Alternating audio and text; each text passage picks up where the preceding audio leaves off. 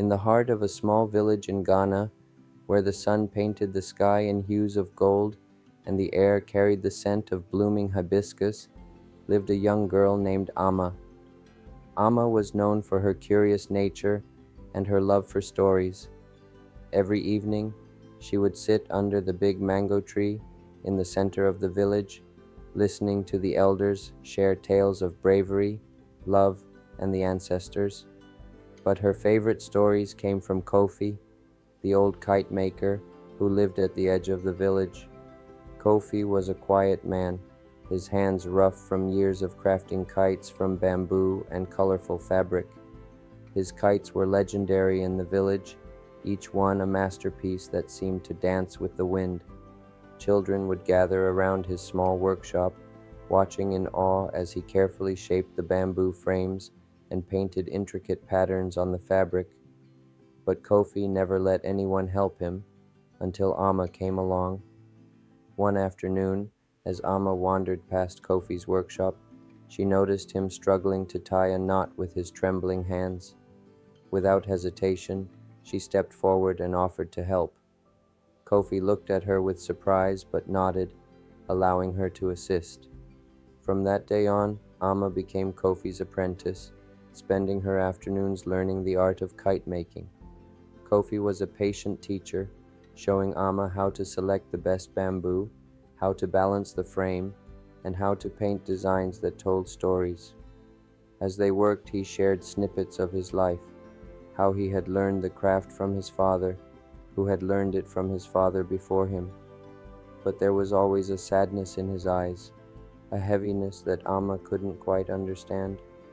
One day, as they were painting a kite with the image of a soaring eagle, Amma asked, "Kofi, why do you never fly the kites yourself?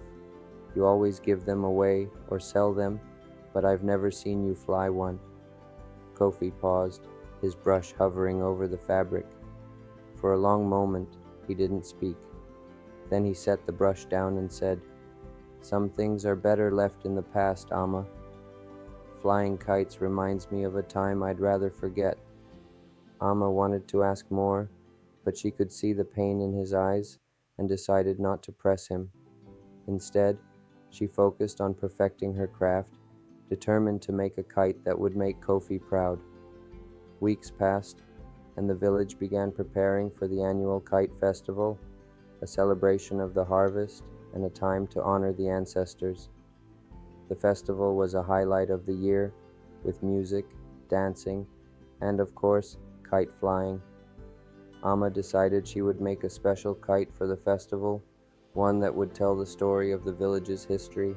As she worked on her kite, she noticed Kofi becoming more withdrawn. He would often stare into the distance, his hands idle as if lost in thought. One evening, as the sun dipped below the horizon, Amma found him sitting outside his workshop, holding an old tattered kite. "This was the last kite I ever flew," Kofi said softly, his voice barely above a whisper. "It was during the festival, many years ago. I was young and foolish, and I thought I could fly higher than anyone else. But the wind was too strong, and the kite carried me into the forest. I was lost for days, and when I returned, the village was different." Amma sat beside him, listening intently. Kofi's voice trembled as he continued. "While I was gone, there was a fire. My family's home was destroyed, and my younger brother, he didn't make it. I blamed myself for not being there, for being so careless. After that, I swore I would never fly a kite again." Tears welled up in Amma's eyes as she realized the weight of Kofi's guilt. She reached out and took his hand. "Kofi, it wasn't your fault. You couldn't have known what would happen." Kofi shook his head.